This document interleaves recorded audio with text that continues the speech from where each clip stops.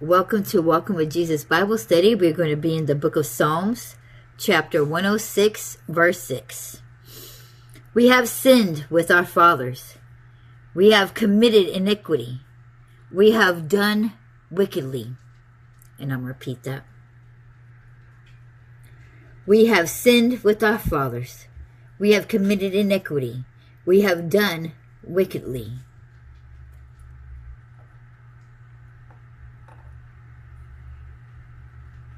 The scriptures tell us that not only are we sinners,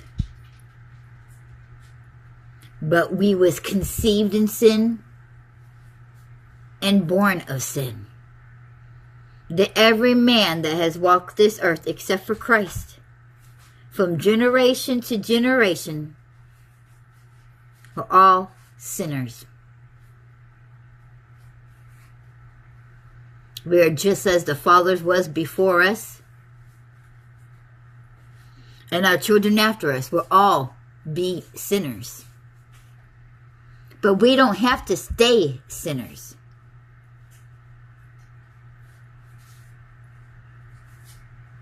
We are asked not to continue to keep living in sin or to keep committing sin. In fact, we're asked to be just like Christ, to live not in sin, to be free of sin, to sin no more. There's many people that believe that, we are sinners. It is impossible for us to not sin. That is false. In fact, Jesus tells you, God tells you, over and over again in these scriptures, do not sin no more. When he healed somebody, when Jesus healed somebody, he said, go and sin no more. I mean, it is very possible for us to live a life where we no longer sin.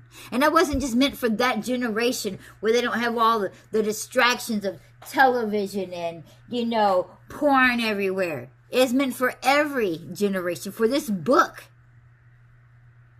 is past, present, and future. It is a never-ending story. It holds true then, holds true now. It speaks to us. So even this generation, with all the distractions and all the demonicness of this world, we can still live a very sin-free life. It is very possible. In fact, as we come to Christ, we are to come as we are. We don't need to fix ourselves first and then come to Jesus. That is Jesus' job, to change who we are. And we each change as we all walk on this journey. We learn more and more about ourselves that needs to be changed and fixed.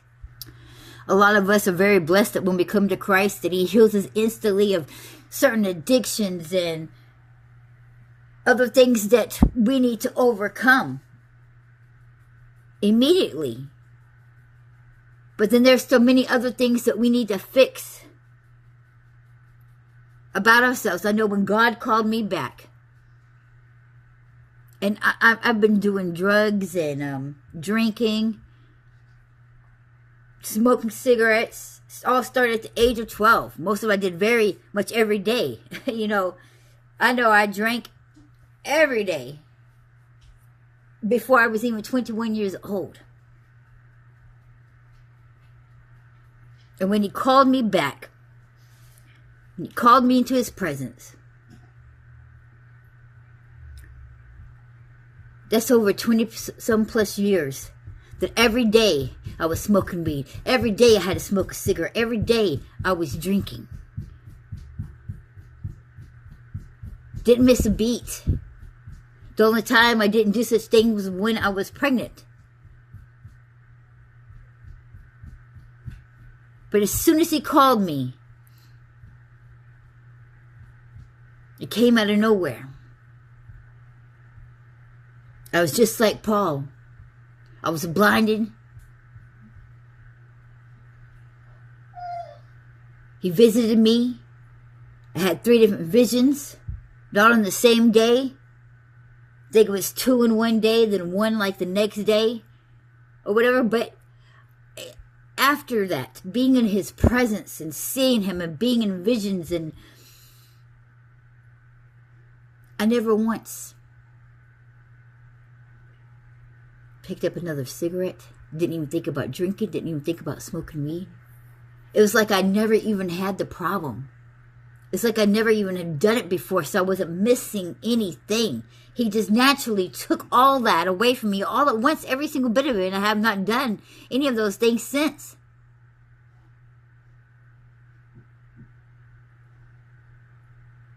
And it doesn't bother me. But there's still things that I still have to overcome. And everybody's different. He does everybody differently because there's different things that people have to overcome. But there's many things of our flesh that we must overcome. Lying, gossiping. Not everybody has the problem to overcome committing murder or stealing. But there's a lot of things that people forget that are very much sins that God can't stand. And that is lying. There's a lot of liars out there. There's a lot of gossip out there, and they think they're doing no wrong. They think that murderers and thieves and drug addicts are just way horrible people, but yet they lie. Everything that comes out of their mouth is a lie. They don't even know why they're lying. Lying and gossiping is spoken more about in the Bible than it is committing murder. Gluttony is the number one thing that the devil uses against all of us to keep us in sin. And yet it is overlooked, hardly ever talked about. But it's the very first thing that the devil used to trick us into committing sin was food. And yet he still holds us very near and dear by food. We believe when we are taught that we have to have at least 3 meals a day, we only need one. We only need one. In fact, I have just learned recently in this walk with Christ that the people in the times of Jesus and before that in the Old Testament hardly ever ate. And they fasted at least 2 or 3 times a week. And I learned that you want to get more closer to God, then you should fast more, eat less. Read more, pray more, eat less, get closer to God. Like he's been showing me that you need to fast here and you need to fast there. And so I've been doing it. I'm like, okay, I just came out of the fast. Why are you telling me now it's just been 2 days to go and fast again? And then I realized he revealed to me that the ones that was near and dear close to him and his prophets and all them, they fasted every week. It wasn't just something that you did once a year or every couple of years or just for this and that. But those who wanted to draw near and get closer to God stayed away from food.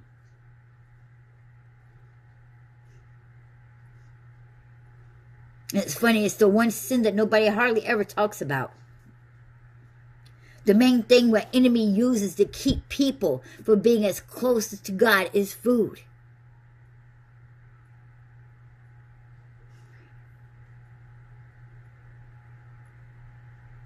What goes into your body. Got to remember this is a temple. This is God's temple.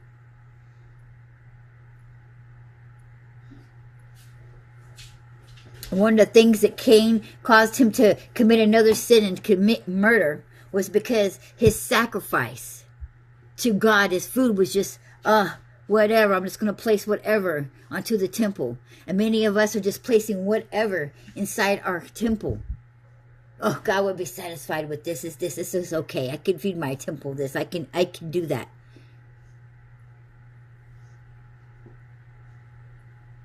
We got to pay attention to our sins, our flesh. Be aware. Every day we are told to pick up the cross and to kill ourselves, our flesh. Our flesh must die daily. There's a lot of things that this flesh is that makes us sinner, that the flesh keeps holding on to. So we've got to learn if we want to draw closer, nearer to God, We got to deny ourselves, our flesh.